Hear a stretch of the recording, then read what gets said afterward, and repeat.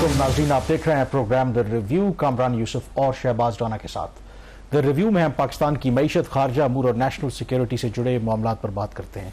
कल चीन का कौमी दिन मनाया गया और इस सिलसिले में इस्लामाबाद में एक मकामी होटल में चीन की एम्बेसी ने एक तकरीब का इनेकाद किया जिसमें बहुत बड़ी तादाद में लोगों ने शिरकत की। आमतौर पर इस तरह की जो तकरीबात होती हैं, ख़ास करके जो फॉरेन मिशंस ऑर्गेनाइज कराते हैं अपने नेशनल डेज के हवाले से, तो हुकूमत पाकिस्तान की तरफ से कोई सीनियर एहलकार या कोई वज़ीर जो हैं मेहमान खसूसी होते हैं। लेकिन ये बहुत रेयर होता है कि जब ना सिर्फ काबीना के अहम अराकीन बल्कि जो पाकिस्तान की आला क़यादत है, प्रेसिडेंट, प्राइम मिनिस्टर, वो भी चीन का जो कौमी दिन है उसकी तकरीबात में शिरकत करें। और कल ऐसा ही मौका था कि जब president Asif Ali Zardari, prime minister Shahbaz Sharif वहाँ पर मौजूद थे, जो चीन का नेशनल डे था। और आम तौर पर जैसे मैंने कहा कि ऐसा होता नहीं, ये गैर मामूली बात है। अब जो तमहीद इसलिए मैंने बांधी क्योंकि आज जो हम खबर डिस्कस करने जा रहे हैं उसका ताल्लुक भी चीन से है। और मेरे ख्याल में ये कोई इंसिडेंस नहीं है कि जब हम बात करें कि हमारे मुल्क के सदर और प्राइम मिनिस्टर, आप भी ऐसे इवेंट्स में जाते रहते हैं, तो ऐसा नहीं होता कि किसी एम्बेसी के फंक्शन पे दोनों वहाँ पे चले जाएं और फिर काबीना के तमाम अरकान भी वहाँ पे मौजूद हों। तो क्लियरली जो खबर हम डिस्कस भी करने जा रहे हैं, तो ये क्लियर आई थिंक ऑप्टिक्स के एतबार से भी और सब्सटेंस तो हम डिस्कस करेंगे कि एक दफ़ा फिर हम देख रहे हैं उन ममालिक की तरफ जो माजी में हमें सपोर्ट भी करते रहे, लेकिन इंपॉर्टेंटली वो अमेरिका के, आपको पता है कि राइवल्स भी हैं। कामरान, पिछले कुछ अरसा में कुछ डेवलपमेंट्स हुई ऐसी जो कि मीडिया की नज़र से उस तरीके में वो नहीं आई, क्योंकि जिस तरीके से पाकिस्तान के जो रिलेशंस थे with China and the United states, और फिर उसके साथ एक IMF का उसमें एक कनेक्शन आ जाता है जिसको अब वाज़े तौर पर कहा जाता है। और लोग पहले हेजिटेशन फील करते थे इस बात को करने में, लेकिन अब नहीं करते कि IMF जो है वो ग्रोइंगली एक बनता जा रहा है, एक extension of the US state department, उनकी जो वजारत खारजा है अमेरिका की। तो उस कॉन्टेक्स्ट में चूँकि पाकिस्तान मुसलसल IMF के प्रोग्राम में रह रहा था, तो चाइना के साथ जो पाकिस्तान के ताल्लुकात थे, ख़ास तौर पर जो चाइनीज़ पावर प्लांट्स को जो अदायगियाँ होनी थी, चाइनीज़ जो डेट था उसकी रीपेमेंट्स और बहुत सारी इम्प्लिसिट जो शराइत थी वो IMF के प्रोग्राम में आती रहीं। और अभी भी अगर आप देखें ये जो नया प्रोग्राम है, इसके अंदर भी एक दो ऐसी शराइत हैं जो डायरेक्टली हिट कर रही थी चाइनीज़ जो रिलेशन है with Pakistan, at least on the economic front. ख़ास तौर पर जो एक्सपोर्ट प्रोसेसिंग जोन वाला हो गया, फिर स्पेशल इकोनॉमिक जोन्स का हो गया। तो एक एक्सपेक्टेशन ये थी या एक असेसमेंट थी कि शायद जो पाकिस्तान और चीन के जो ताल्लुकात हैं वो उसको उस स्टेज पे ना पहुंच सकें जो प्री 2070 वाली फेज़ थी, 17 वाली, ख़ास तौर पर 2014 से 2017 का पीरियड था जब CPEC लॉन्च हुआ। $54 अरब के मंसूबे थे और उसमें तकरीबन हमने कोई $25 अरब के जो प्रोजेक्ट्स थे वो मुकम्मल किए। तो ये कुछ ऐसी डेवलपमेंट्स हुई और फिर सडनली जिससे ऐसे लगा कि नहीं, पाकिस्तान शायद एक दफ़ा फिर कुछ स्ट्रेटजिक रीथिंकिंग कर रहा है।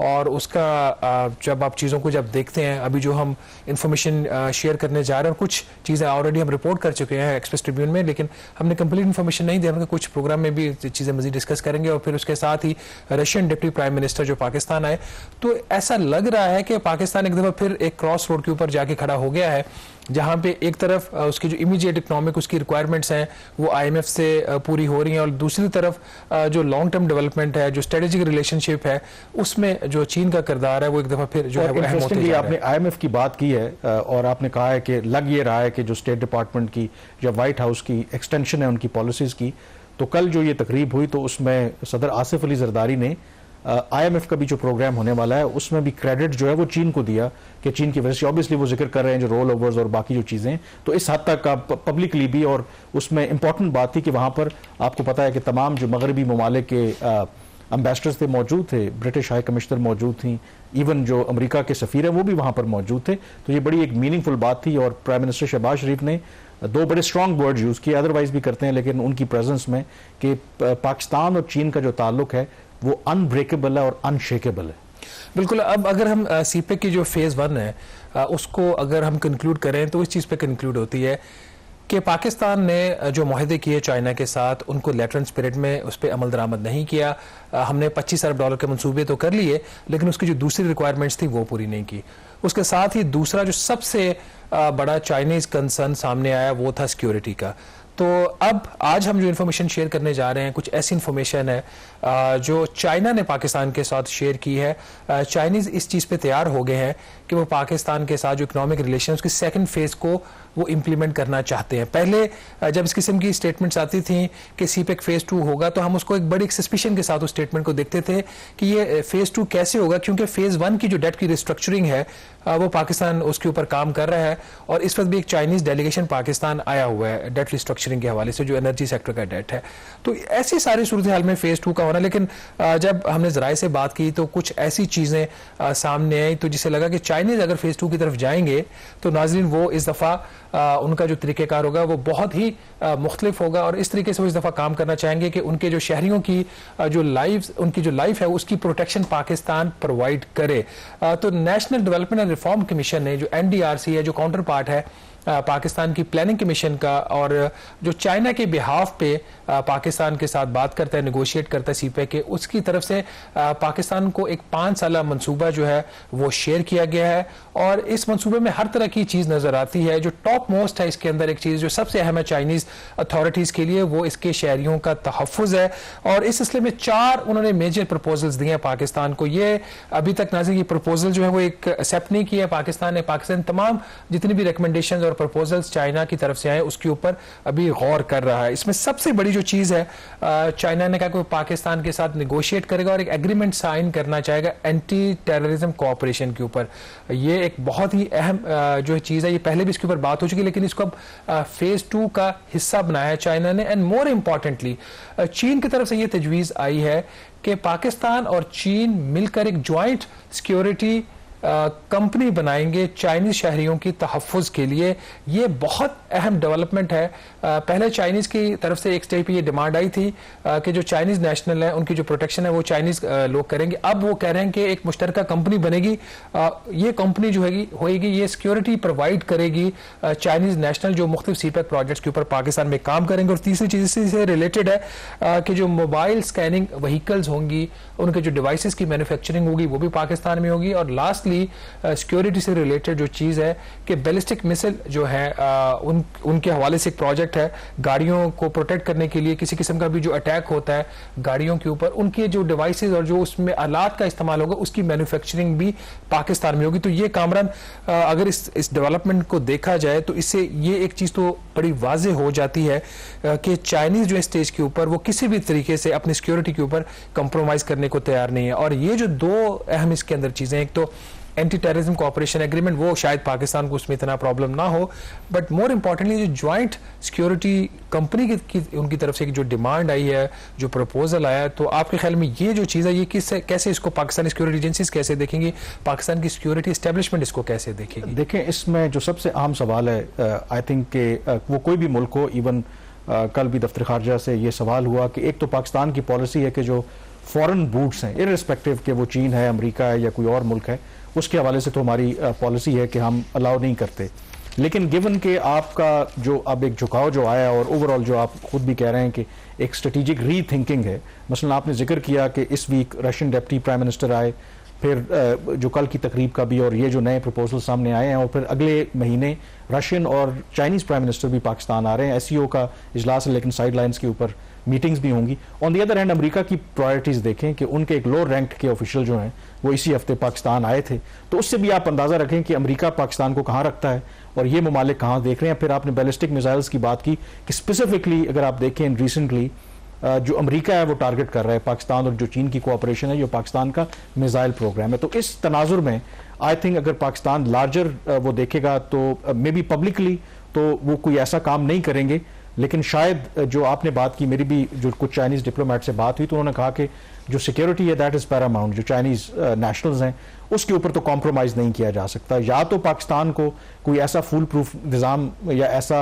ऑप्शन उनको देना पड़ेगा कि उनकी जरूरत ना पड़े कि इस तरह की जॉइंट कंपनी की, अगर नहीं होगा तो फिर आपको कहीं ना कहीं चीन अगर आपकी इस तरीके से मदद कर रहा है तो फिर ये सारी चीजें करनी पड़ेंगी। और एक और चीज मैं ऐड कर दूं कि जो दहशतगर्दी के खिलाफ जो भी कैंपेन है, तो जो मेरी बात हुई चाइनीज से तो वो कहते हैं कि हम बिल्कुल पाकिस्तान के साथ फुली खड़े हैं, पाकिस्तान के साथ हर फोरम के ऊपर।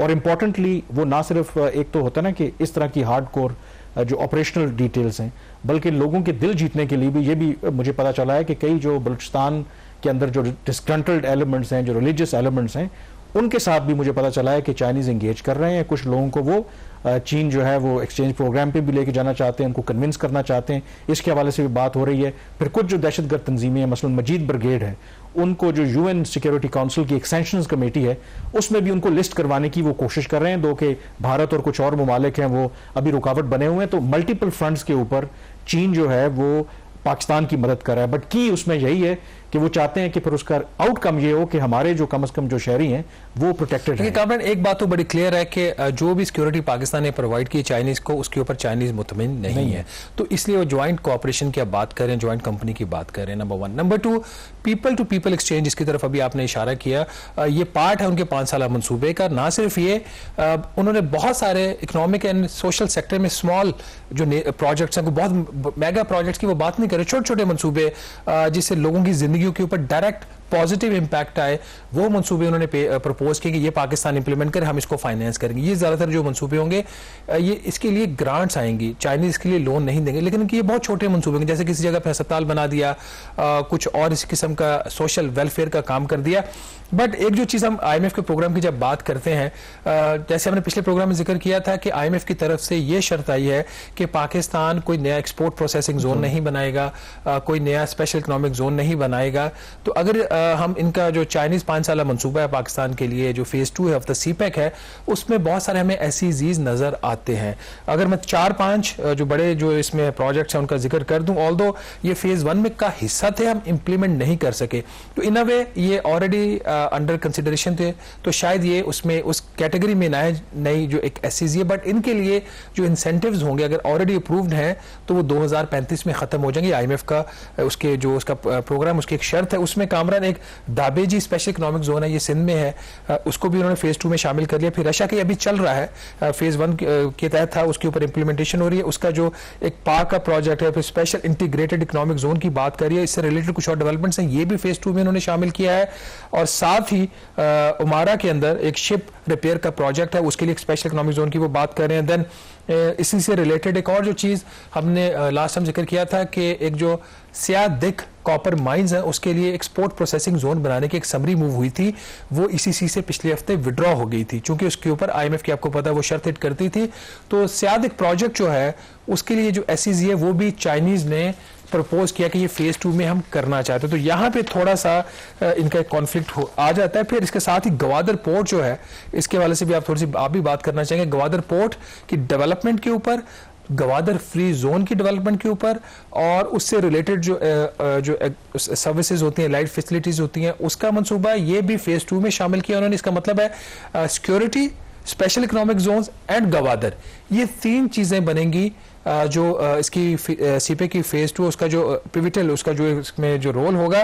चंद जो बड़े मंसूबे हैं जिसमें पाकिस्तान की भी ख्वाहिश है, आपको पता है कि new international Gwadar airport already वो अंडर इंप्लीमेंटेशन, उसकी इनॉग्रेशन की भी कई डेट्स आ चुकी हैं, बट उसी के हवाले से फर्दर कोई टेक्निकल सपोर्ट है वो भी चाइनीज प्रोवाइड करना चाह रहे हैं। किस नेचर की सपोर्ट है वो इसका अभी हमें स्टेज के ऊपर नहीं पता। फिर ईस्ट बे एक्सप्रेस वे जो है वो एक चाइनीज ने पहले बना के दिए थे फेज 1 में, उसकी फेज 2 को भी चाइनीज ने जो है वो इसको शामिल किया है। ये जो एक्सप्रेस वे है, ईस्ट बे एक्सप्रेस वे, ये बहुत है, ये गवादर को, फ्री जोन को और एयरपोर्ट की सारी एरिया से इर्द गिर्द से रिलेटेड है ये, और फेज 2 उसी से लिंक्ड है। फिर चूंकि इनका एक बहुत बड़ा जो इशू है पाकिस्तान में, चूंकि पहाड़ी इलाका है, जो सड़कें हैं वो ऑल द टाइम नहीं ओपन होती, तो सर्दियों में काफ़ी इश्यूज होते हैं। तो रायकोट थाकोट सेक्शन जो है कराकरम हाईवे का, उसको उन्होंने फेज 2 में शामिल कर लिया है। और फिर कराची सर्कुलर रेलवे, और मोर इम्पॉर्टेंटली जो ML1 प्रोजेक्ट है उसको भी उन्होंने फेज 2 में रखा। अब ML1 फेज 1 का हिस्सा था, स्टार्ट नहीं हो सका। अभी वजीर आज़म शहबाज शरीफ साहब जब चाइना गए थे जून में, तो उन्होंने कहा था कि आप हमें कराची से लेकर मुल्तान तक कम से कम उसकी एक सेक्शन बना दें जिसकी लागत कोई $3.4 अरब है।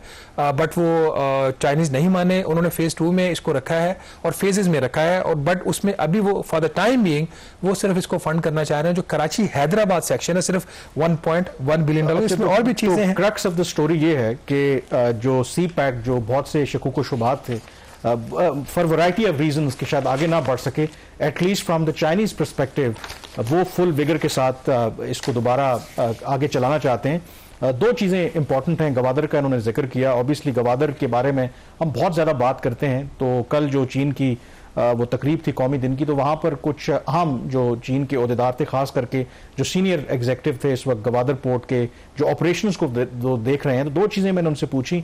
एक कि वहाँ पर इश्यूज़ क्या हैं। उन्होंने कहा कि सबसे बड़ा इशू तो है वहाँ पर पॉलिसी का, कि गवर्नमेंट ऑफ पाकिस्तान करना क्या चाहती है। और जब मैंने उनसे पूछा कि फ़र्ज़ करें कि तमाम चीज़ें जो चीन चाहता है या चीनी कंपनीज चाहती हैं कि उसके मुताबिक अगर हो जाए तो कितना टाइम लगेगा हमें फुली ऑपरेशनल करने में गवादर को और उसका ट्रू पोटेंशियल रियलाइज करने में, तो बड़ा क्लियर थे। वो कहते हैं 3 साल। 3 साल के अंदर आज गवर्नमेंट डिसाइड कर ले, सारा इंफ्रास्ट्रक्चर पॉलिसी बिल्कुल क्लियर हो, 3 साल के अंदर अंदर फुल पोटेंशियल पे वो ऑपरेट करेगी।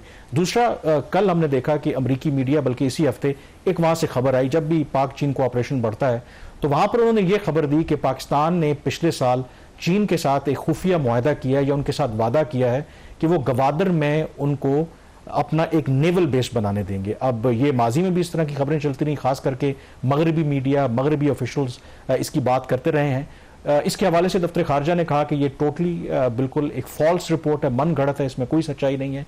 फिर दूसरा, चीन के एक अहम ओहदेदार से जो मेरी बात हुई, तो वो गवादर में ही काम करते हैं, तो उन्होंने बहुत जोरदार कहका लगाया कि उन्होंने ऑफर की कि आप बेशक अपने कैमरे लेकर के वहां पे आएं, पूरा हम आपको एक्सप्लेन करेंगे, बताएं कि वहां पर कौन सा नेवल बेस बन रहा है। तो क्लियरली आई थिंक एक तरफ पाकिस्तान चीन की कोऑपरेशन बढ़ रही है, तो दूसरी तरफ एज यूजुअल वेस्ट के अंदर जो सस्पेशन है रिगार्डिंग दिस कोऑपरेशन वो भी बढ़ रहा है। यहाँ पे ब्रेक लेंगे, ब्रेक के बाद जिक्र करेंगे एक और अहम विजिट का जो इसी हफ्ते हुआ और उसकी क्या आउटकम रही। ब्रेक के बाद इस पर बात करेंगे।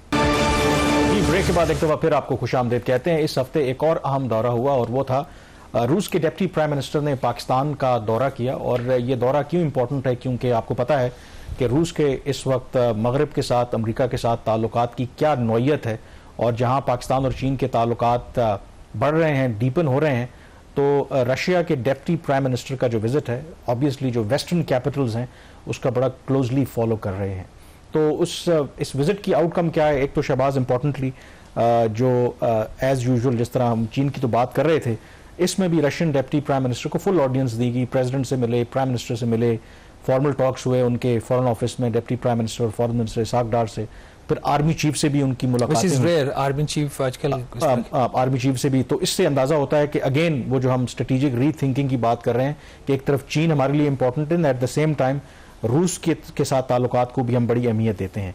अब जो मेरी कुछ चीज़ें तो पब्लिकली भी आई हैं, जो मेरी बात हुई है, तो उनका यही कहना था कि इसका जो प्राइमरीली ऑब्जेक्टिव था कि आपको पता है कि हम रूस और पाकिस्तान के दरमियान हालिया सालों के अंदर after the end of cold war back channels की वजह से चीज़ें रिस्टोर तो हुई, लेकिन वो ट्रांसलेट नहीं हुई इनटू जो दोनों मुल्कों के दरमियान ट्रेड का पोटेंशियल है। दो के हालिया सालों के अंदर पहले मिलियंस ऑफ डॉलर्स में थी, अब पिछले साल सुना है कि $1 बिलियन तक वो जो दोनों मुल्कों के दरमियान ट्रेड पहुंच गई है, बल्कि पोटेंशियल इससे कहीं ज़्यादा है, क्योंकि रशिया के साथ इश्यूज हैं, बैंकिंग चैनल्स का, पैसे ट्रांसफ़र करने का, वो मामलात हैं।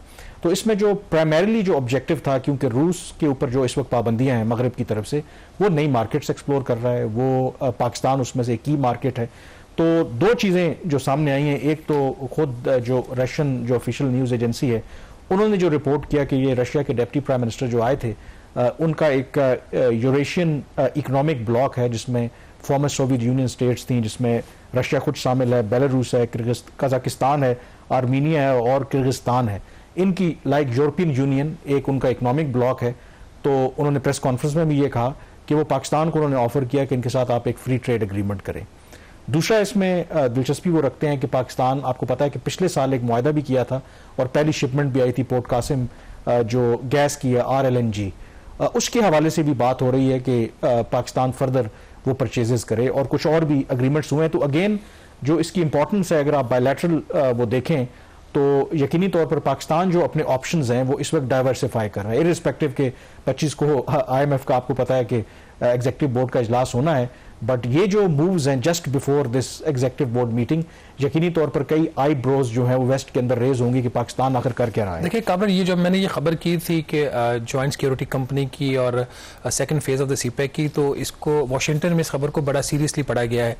जो मुझे वहाँ से फीडबैक आया है कि जी ये इस स्टेज के ऊपर और अभी ये क्यों हो रहा है, तो गालबन ये हुकूमत क्या ये मूव इस स्टेज के ऊपर वो क्यों करना चाह रही है, इसका अभी तक हुकूमत की तरफ से हमें जवाब नहीं मिला, बट इसकी बहुत ही अहमियत। और जो आपने ये पॉइंट रेज किया कि 25 सितंबर को IMF का एग्जीक्यूटिव बोर्ड जो है इसकी मंजूरी दे रहा है, और रशियन जो deputy prime minister, although he is one of the 10 deputy prime ministers उनके, तो और ये इनकी जो अगर इनका पोर्टफोलियो देखें, इनके पोर्टफोलियो जो है वो इंटरनेशनल जो ऑर्गेनाइजेशंस है, ब्रिक्स है, इस किस्म का जो इंटरनेशनल जो पोर्टफोलियो है जिसको ये डील करते हैं, तो इनके विजिट की अहमियत इस लिहाज से ज़्यादा थी।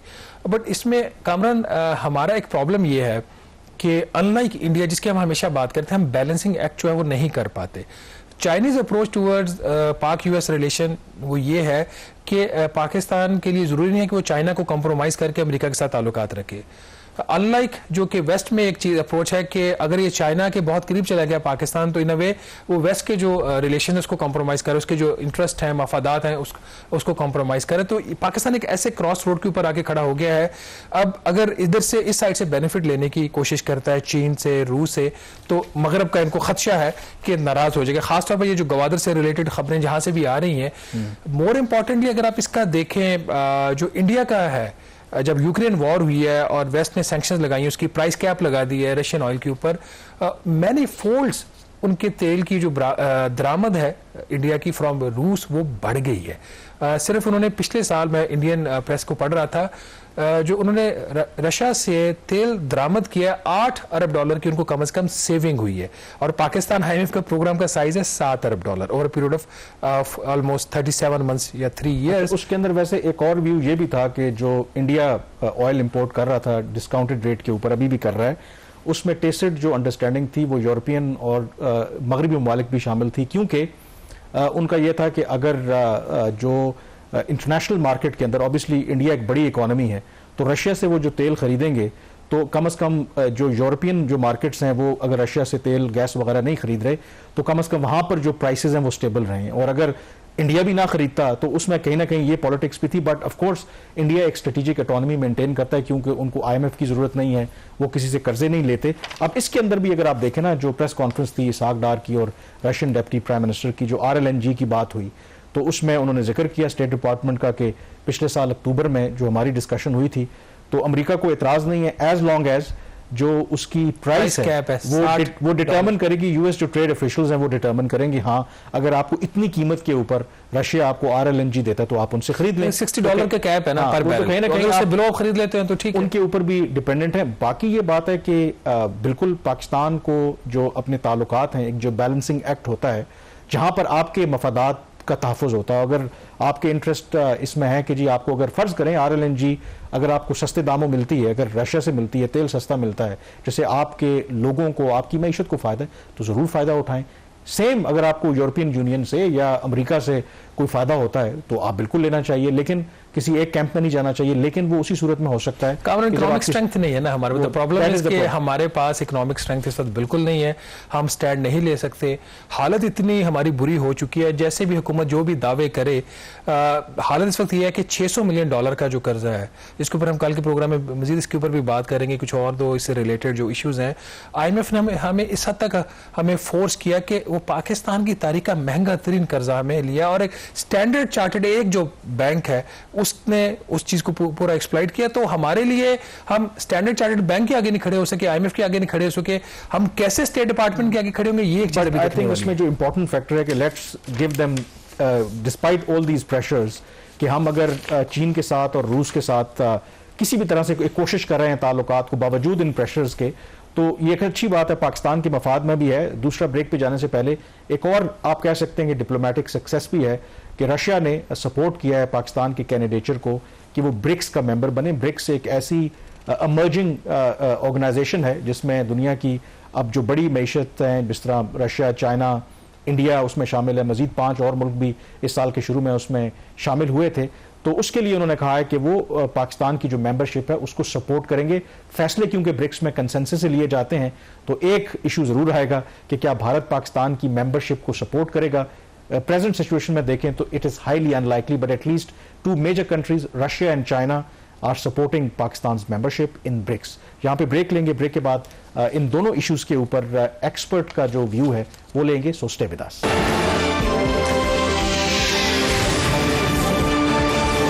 ब्रेक के बाद एक दफ़ा फिर आपको खुश आमदेद कहते हैं। हमें स्टूडियोज़ में ज्वाइन किया है अभी हारून शरीफ साहब ने। ये चेयरमैन रहे हैं बोर्ड ऑफ इन्वेस्टमेंट के, और जो पाक चीन ताल्लुकात CPEC के हवाले से काम भी करते रहे हैं और अच्छी तरह से जानते हैं। तो बहुत शुक्रिया हारून शरीफ साहब प्रोग्राम में ज्वाइन करने के लिए। पहला सवाल आपसे यही कि लगता ये है कि एक दफ़ा फिर जो शहबाज ने भी खबर की है कि CPEC में एक नई जान डालने की कोशिश की जा रही है, एटलीस्ट जो चीन की तरफ से क्लियर एक इंटेंट है करने की। और उसमें जो इम्पोर्टेंट बात है, चाइनीज़ के लिए security is Paramount because of the recent events. दो चीज़ें उन्होंने प्रपोज की हैं। एक तो काउंटर टेररिज्म एक एग्रीमेंट वो पाकिस्तान के साथ करना चाहते हैं, फिर जॉइंट कंपनी की भी बात कर रहे हैं। How realistic do you think these proposals are, और क्या पाकिस्तान इनको मानेगा या कोई कंसर्न्स हैं हमें? जी बहुत शुक्रिया। पहली बात तो मैं क्लियर करता जाऊं कि मैं अभी भी चीन के साथ बहुत काम कर रहा हूं, बट चीन की कमिटमेंट जो है बेल्ट एंड रोड इनिशिएटिव्स पे वो कभी नीचे नहीं गई। वो टैक्टिकली आता है कि उसमें पॉज आ जाता है, कोई शॉक लग जाता है, पाकिस्तान में सिक्योरिटी के इंसिडेंट्स हो गए तो फिर वो they take a back seat. यहां पर हम समझते हैं कि जी अब सब कुछ बंद हो गया। सो एक तो बड़ा क्लियर है, जितना हैवी उनका $30 अरब के आसपास की इन्वेस्टमेंट है यहाँ पर, उसको लेवरेज चाइना करेगा। जो लास्ट मीटिंग हुई थी उसके अंदर उन्होंने बल्कि 5 से 7 नए कॉरिडोर्स की बात की थी पाकिस्तान के अंदर, तो ये उनकी कमिटमेंट है। जो मॉडल है एंगेजमेंट का, मैं लफ्ज जो बोल रहा हूं वो है डी रिस्किंग, कि चाइना की एंगेजमेंट का रिस्क कैसे कम किया जाए। उसमें नंबर 1 रिस्क, जैसे आपने कहा, सिक्योरिटी का रिस्क आ गया है, क्योंकि चाइना के अंदर जो सेंटिमेंट है वो ये है कि किसी और मुल्क में हमारे साथ ऐसे नहीं होता तो यहाँ हमारे ऊपर अटैक्स क्यों हो रहे हैं। और उसके ऊपर उन्होंने पहले भी कहा था कि हम अपने लोगों को लाना चाहते हैं सिक्योरिटी के लिए। अभी वो जॉइंट कंपनी की बात कर रहे हैं, और चाइना, आपको इल्म है कि वो टेक्नोलॉजी पे बहुत इन्हिसार करता है सिक्योरिटी के लिए। तो अगर वो टेक्नोलॉजी बेस्ड कंपनी लाते हैं तो वो एक अच्छी बात है।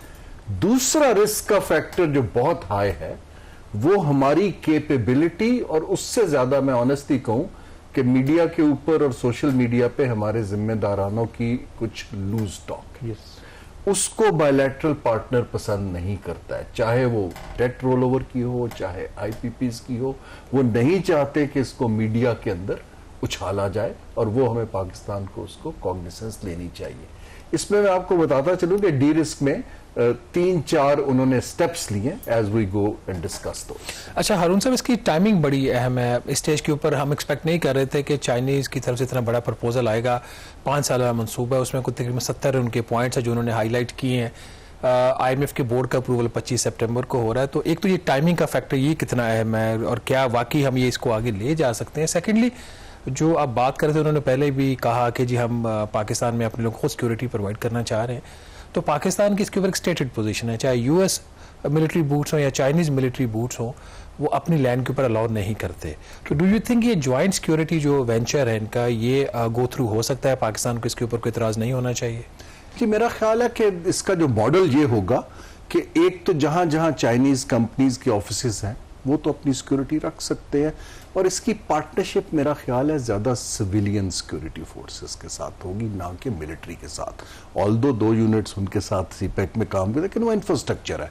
अब जब इंडस्ट्री लगनी शुरू होगी तो मेरा जाती ख्याल ये है कि ये ज़्यादा सिविलियन से। सो ये पाकिस्तान के लिए एक्सेप्टेबल हो सकता है? पाकिस्तान अगर इसको एज ए टेक्निकल असिस्टेंस ले कि हमारी कैपेसिटी बढ़ रही है तो हो सकता है, लेकिन अगर आप आउटसोर्स कर दें फिर बट एक चाइनीज सिटीजन, वो चाहे उनके सिविल फोर्स का हो या मिलिट्री फोर्स का, वो एक गन उठाए अपने ही चाइनीज नेशनल की, पाकिस्तान में जब वो तहफ़्फ़ुज़ करेगा तो उसका ऑप्टिक्स उसके कैसे होंगे, और फिर वो उसको पाकिस्तान कैसे एक्सेप्ट करेगा? पाकिस्तान नहीं जी, इसको हर इन्वेस्टर बहुत बुरी तरह से देखेगा। अभी मेरे पास कुछ ईस्ट एशिया से इन्वेस्टर्स आए, वो जब कराची में अपने काउंटर पार्ट्स को मिलने गए तो उन्होंने देखा कि वो जो CEOs थे या चेयरमैन थे बिजनेस ग्रुप्स के, वो गनमैन के साथ ट्रैवल कर रहे थे। एक सिक्योरिटी की गाड़ी उनकी पर्सनल आगे थी, एक पीछे थी। उन्होंने आके मेरे से कहा कि जी अगर तो हमने यहाँ ऐसे रहना है तो this is not the lifestyle हम करना चाहते। अल्टीमेटली हमें जो सिक्योरिटी है वो इम्प्रूव करनी पड़ेगी। जो शहबाज ने जो सवाल किया था, जो टाइमिंग है, अपेरेंटली ये लग रहा है कि एक दफ़ा फिर हमारे यहाँ एक स्ट्रेटेजिक रीथिंकिंग हो रही है। कल भी हम जिक्र कर रहे थे कि नेशनल डे था चाइनीज़ का, तो प्रेसिडेंट, प्राइम मिनिस्टर वहाँ पे मौजूद थे। तो टाइमिंग इसकी गिवन के 25 को आपके एग्जीक्यूटिव बोर्ड का इजलास हो रहा है। आई एम श्योर के जो अमेरिका है, बाकी मगरबी ताकतें हैं, they must be very closely watching these developments. जी, मैं कल फंक्शन में था, पता नहीं आप थे कि नहीं। मैं था। लेकिन ये है कि उसके अंदर आप देखें कि यूएस और यूके सब एम्बेसडर्स वहाँ मौजूद थे उस फंक्शन में, तो वो देवर वाचिंग वेरी क्लोजली। और मेरे हिसाब से 2-3 बड़े इवेंट्स हैं। एक तो आईएमएफ की हमारी अप्रूवल जो हो जाएगी, लेकिन मेरे हिसाब से फ्रंट लोडेड प्रोग्राम आएगा, प्रेशर्स बहुत आएंगे। चाइना का हाई लेवल विजिट अगले माह एक्सपेक्टेड है, उसकी सिग्निफिकेंस इससे लिंक है क्योंकि इन्होंने वहां पर कुछ अनाउंसमेंट्स करनी है। जब भी कोई, हालांकि एससीओ के पैराए में हो रहा है, लेकिन अनाउंसमेंट्स तो चाहिए। लेकिन जो मैं देख रहा हूं इस वक्त, पाकिस्तान की कंफ्यूजन कंटिन्यूस। अच्छा, देखे ना, हम किसी वक्त बैक सीट ले लेते हैं, कभी हम जो है बिल्कुल जो वेस्ट को कहते हैं कि जी नहीं, जैसे आप कहेंगे वैसे करेंगे।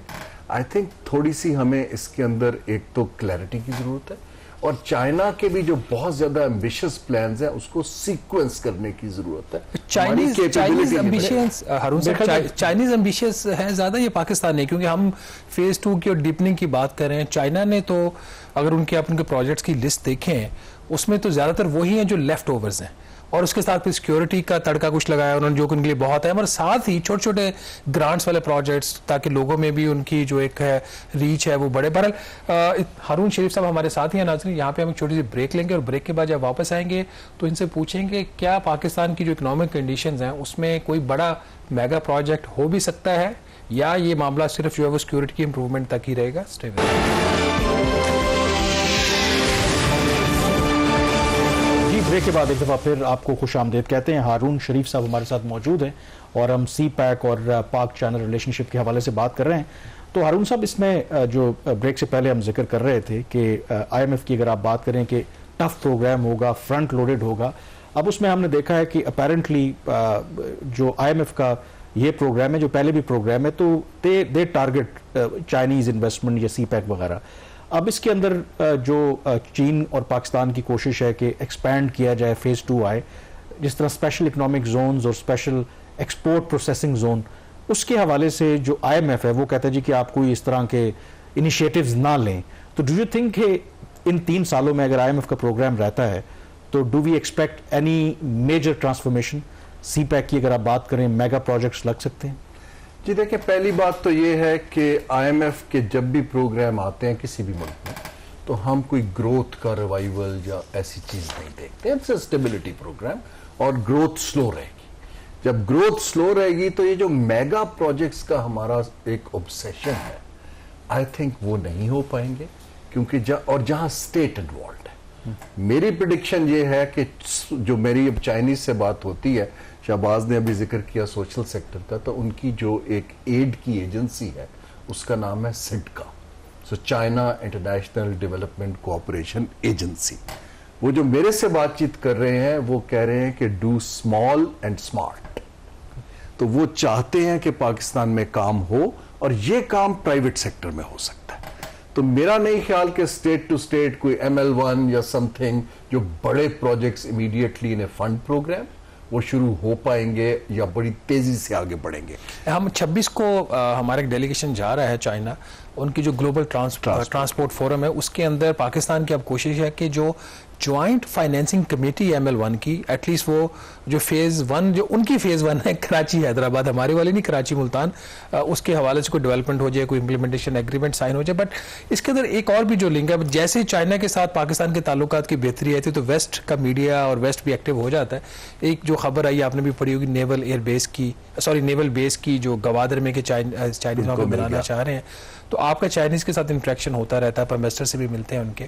आपको कभी लगा कि चाइना के अंडर द सीपैक कोई मिलिट्री इंटरेस्ट है पाकिस्तान में, इस किस्म का कोई नेवल बेस बनाने का सोच रहे हैं, या जस्ट र्यूमर? जी, मुझे नेवल बेस का तो बिल्कुल इल्म नहीं है, लेकिन चाइना का स्ट्रेटेजिक इंटरेस्ट तो बिल्कुल है खित्ते में, और मिलिट्री इंटरेस्ट, और उनका सिक्योरिटी इंटरेस्ट भी है। सिक्योरिटी इज, अगर आप 5 प्रायोरिटीज देखें प्रेसिडेंट शी की, तो सिक्योरिटी इस वक्त उनकी one of the priority China की है, टेरिटोरियल सिक्योरिटी। तो ये तो आप रूल आउट नहीं कर सकते, लेकिन मेन फोकस इकोनॉमिक रहेगा। शहबाज साहब, जो मैं इस वक्त अर्ज ये करना चाह रहा हूं कि मेरा जो असेसमेंट है, चाइना का सस्ता स्टेट का पैसा अब पाकिस्तान के लिए कॉशियस रहेगा। जो ये इंफ्रास्ट्रक्चर में आपको सस्ते सीपैक के थ्रू कर्जे मिलते थे, ये चीजें 2.5% 3% वो दौर काम खत्म हो गया। मेरा नहीं ख्याल कि वो हो पाएगा। लेकिन आपको पता है कि N50 और इन्होंने काराकोरम हाईवे एक्सपेंशन वो प्रोजेक्ट्स डाले हुए हैं फेज 2 के अंदर। जी वो डाले हुए हैं, लेकिन उसकी सीक्वेंसिंग होगी, अभी मुश्किल है। उन्होंने देख लिया है कि एक तो कैपेबिलिटी भी नहीं है और पाकिस्तान की मैक्रो स्टेबिलिटी में सवालात हैं, हम तो पे बैक नहीं कर पाते। दूसरी चीज ये चाइना करेगा कि वो कमर्शियल टर्म्स के ऊपर आपको ऑफर करेगा। अब वो हमारे ऊपर है कि हमें कितना वायबल रहता है स्टेट। इसलिए मेरी राय स्टेट को ये है कि प्राइवेट सेक्टर के जॉइंट वेंचर्स होने दें। जो आप इकोनॉमिक जोन्स की बात कर रहे हैं, एग्जिस्टिंग जोन्स को भरने दें, उनको एक्टिव करें। ये जो हमारा ऑब्सेशन है ब्रिक एंड मॉर्टर बनाने का, आई थिंक हमें उससे निकलना पड़ेगा अगले 2-3 साल। क्योंकि मेरा नहीं ख्याल, मैं सियासी एनालिस्ट नहीं हूं, आप हैं, लेकिन मेरा ख्याल है कि कोलेशन पर ठीक ठाक प्रेशर आने वाला है IMF प्रोग्राम के बाद, क्योंकि उसके अंदर आपके सूबों की जो और फेडरेशन की कोऑर्डिनेशन की बात भी होनी है, उसके ऊपर प्राइवेटाइजेशन की बात भी होनी है, उसके अंदर आपकी फिस्कल मैनेजमेंट की बात भी होनी है। तो जो पेटरेज बेस्ड कोलेशन है, आई सी सम प्रेशर्स। और उसमें आई थिंक इम्पोर्टेंटली ये तो आपने लोकल प्रेशर्स की बात की, विजिबली भी ऑप्टिक्स के एतबार से भी अगर आप चीन के साथ ताल्लुकात बढ़ते हैं, और जैसे रूस का भी हम जिक्र कर रहे थे, फिर अगले माह हमने SCO की इजलास की मेजबानी करनी है, रशियन और चाइनीज प्राइम मिनिस्टर भी यहाँ पर होंगे, तो वो जो वेस्टर्न प्रेशर है वो भी पाकिस्तान के ऊपर आएगा। और आप IMF के प्रोग्राम में होंगे तो उनके पास एक टूल भी है, एक लेवरेज भी है। तो इसलिए आई थिंक ये टेस्ट केस होगा।